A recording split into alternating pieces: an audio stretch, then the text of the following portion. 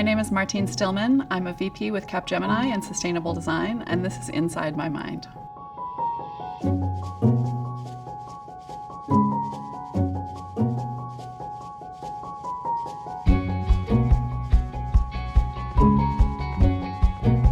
In order to cultivate a sustainability mindset, I think the most important thing is education.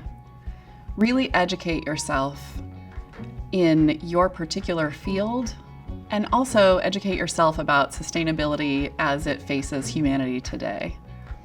There are so many great resources out there that you can use to really deeply understand the challenges that we face. But I think it's really important that we don't just let our education rest in the hands of social media, and that we take time to really understand all the things that we need to do as a group of humans to surmount the challenges that face us.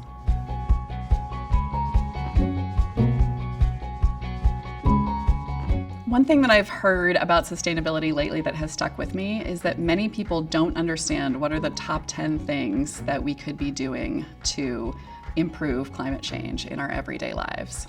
If you ask most people, they think that driving an electric car might be the first thing, or stopping flying.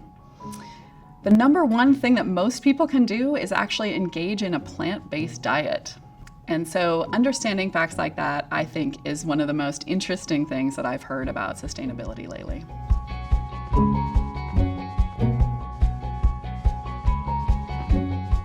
I think that integrating sustainability thinking into your business all goes back to education. It's important that we each take time to understand how sustainability dovetails into our work, so that we can understand what are the levers that we have to improve the sustainable outcomes with our business.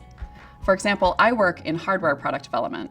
So one of the things that we've been working on is how do we make a product carbon footprint from the very first phase of design, so that we are improving the sustainability of the product while we're designing it at the same time. This enables us to get the most sustainable outcomes in the end product. But obviously, if you work in banking or if you work in IT, the sustainability levers there will be different. So it's important that each of us takes time to educate ourselves so that we understand how we can ultimately have a more sustainable business practice in each facet of our business.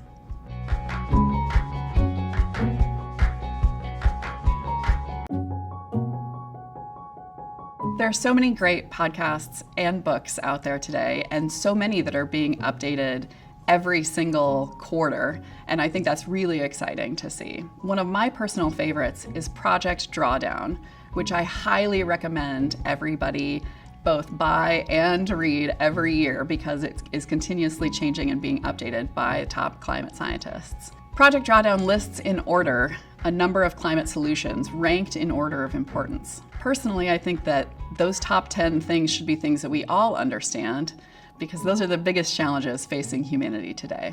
It's also updated every single quarter, so it's really interesting to follow along on the website and see how those things change over time. The science behind it is also remarkable and comes from every corner of the globe.